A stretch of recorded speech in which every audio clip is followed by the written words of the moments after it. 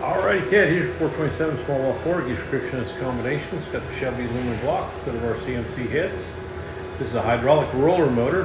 We port match the manifold, put a little bit more camshaft in it.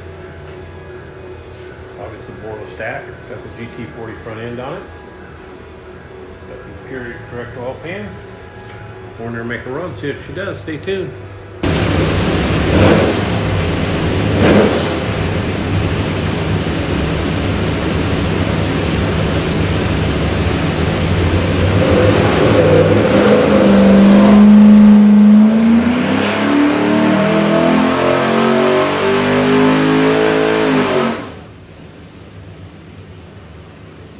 Okie doke, 3,600, 474 foot-pounds of torque, peak torque 531, peak horsepower 593. So that's pretty good with the front end on. It's about 15, and so it's a stack injected motor. So they typically don't run that good upstairs, but with the port match and camshaft change, she runs pretty good. So what we'll do now is pull the pipe back, make sure it's good and clean, and show you a couple other things.